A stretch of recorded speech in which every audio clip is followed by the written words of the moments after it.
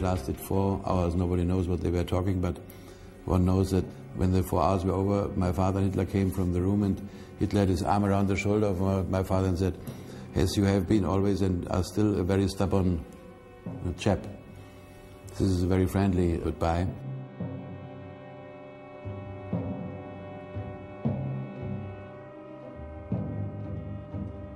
Whatever words passed between Hitler and Hess at 5:45 p.m. on May the 10th, 1941, Hess climbed into a Messerschmitt fighter and set off for Scotland. His plan was to meet with the Duke of Hamilton, a man he'd met through Karl Haushofer. Hess hoped to use the Duke to bypass Churchill and attempt to make peace directly with the King of England. Having written the Duke several letters in advance of his mission, Hess was expecting a warm welcome. But the letters that he sent my father were, of course, all intercepted by the Secret Service. Instead of a greeting party, when Hess entered British airspace, he was shot down by the RAF and forced to bail out.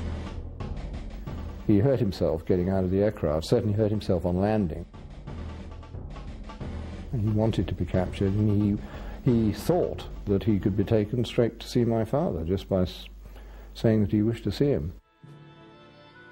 Hess was discovered by a Scottish family, shown here on their farm where the plane crashed. Hess claimed to have a very important message for the Duke of Hamilton. But at first they refused to believe that the man who had parachuted into their field was the Deputy Führer of the Third Reich.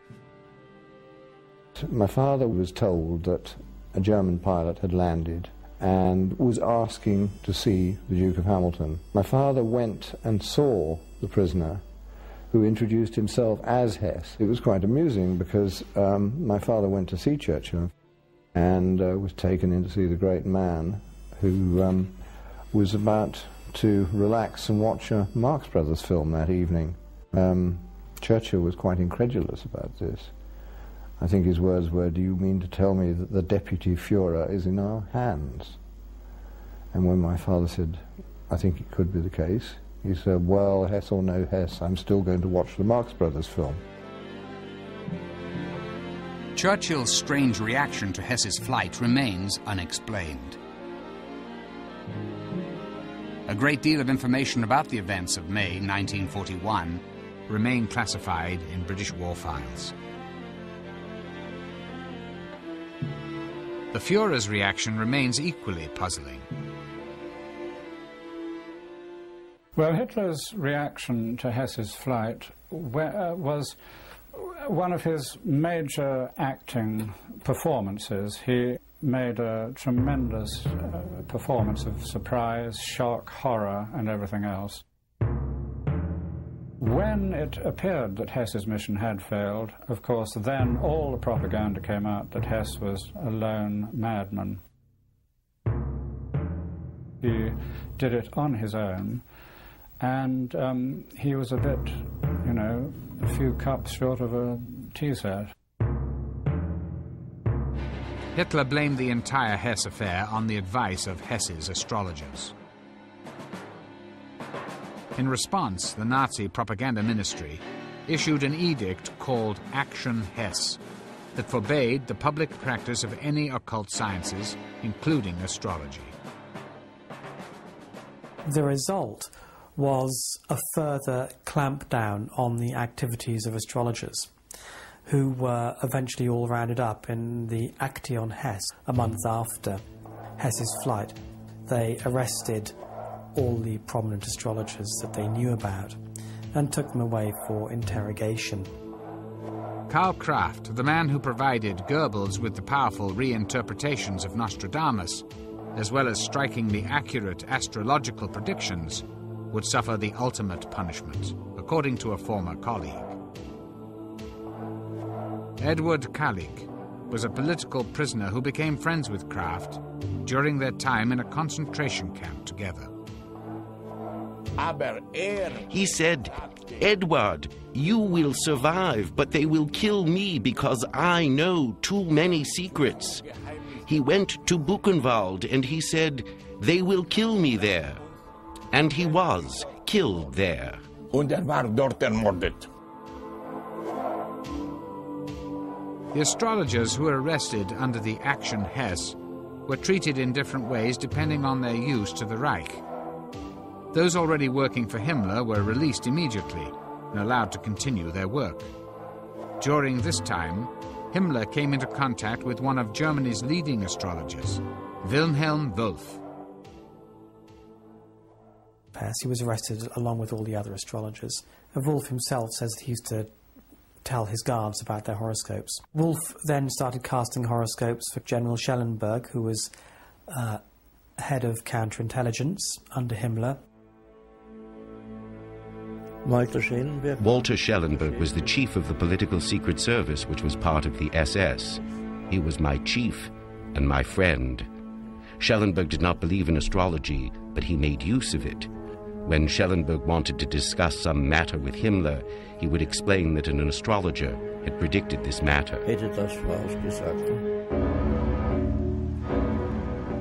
In 1943, Wolff predicted that Hitler would survive a great danger on the 20th of July 1944, that he would fall ill in November of 1944, and die a mysterious death before the 7th of May 1945. On the basis of these predictions, Wolff became Himmler's personal astrologer and one of his most trusted aides. All of these predictions came to pass. In a post-war interrogation by the Allies, Schellenberg admitted using Wolff to advance his own position. He believed that Wolff's influence would carry great weight with Himmler.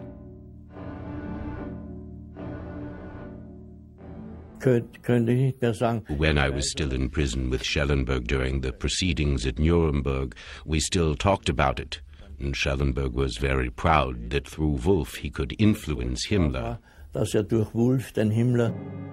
According to Schellenberg's interrogation, during the final weeks of the war, Himmler became obsessed with the astrology of a coup, when the stars suggested he might successfully overthrow the Führer. It was late April 1945 when Soviet troops already encircling Berlin, already entering the outskirts of Berlin, so the war was pretty well lost. Himmler remembered a conversation he had earlier with Wolff, in which Wolff told him that it looked as if there would be disaster for Germany until 1945. Reading Hitler's chart, Wolff saw planetary arrangements that indicated a downfall.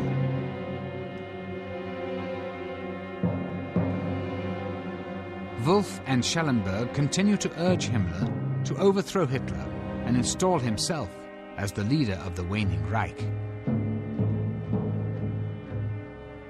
Both Schellenberg and Himmler trying to curry favour with the Allies. And intriguingly, in the last days of the war, a meeting between Himmler and a representative of the World Jewish Congress, at which Wolff, as Himmler's astrologer, was present. Himmler apparently agreed that there should be no more exterminations of Jews. Despite Hitler's order to continue the exterminations to the end, Wolff was instrumental in convincing Himmler to temporarily stop the killing.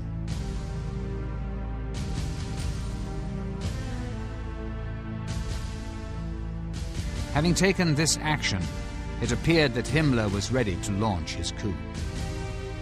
But ultimately, his fear and loyalty to the Führer prevented him from seizing power.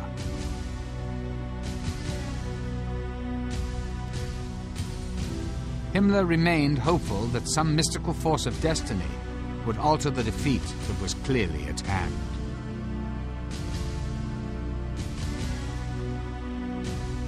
Himmler was also very interested in historical parallels between the situation in the mid-40s and previous historical periods. Himmler looked back to the previous great German war with Russia, the 7 Years' War, the fought between Frederick the Great of Prussia and the Russians. Fortunes are said to have turned then when the Russian Tsarina Elizabeth died.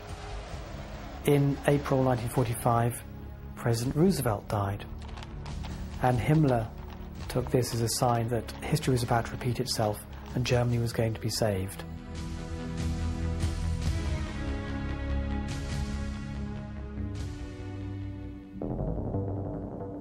Two weeks later, Goebbels and his entire family descended with Adolf Hitler into the Führer's private bunker. On April the 30th, Adolf Hitler and his bride Eva Braun committed suicide. Goebbels poisoned his 6 children, then shot his wife and himself.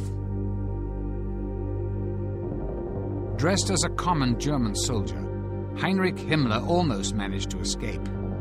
He was arrested by the British, but during a physical examination, crushed a cyanide capsule he kept in his mouth.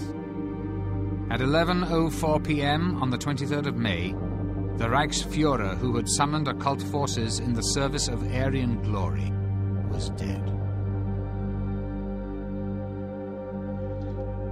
In November 1945, several top Nazis were brought to trial by the Allies at Nuremberg.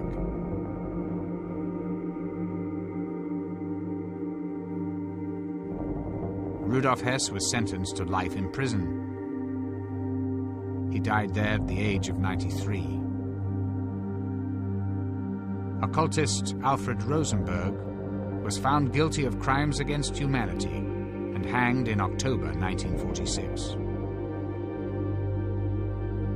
The Third Reich, which was to have lasted over 1,000 years, ended after only 12.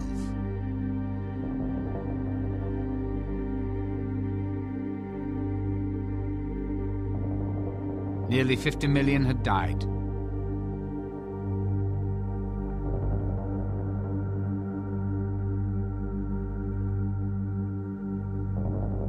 Ironically, among them were the first generation of Hitler's so-called master race, who were to father further generations of Aryan supermen. Throughout history, mythology has had a powerful influence on the human mind. All cultures have been mythically driven.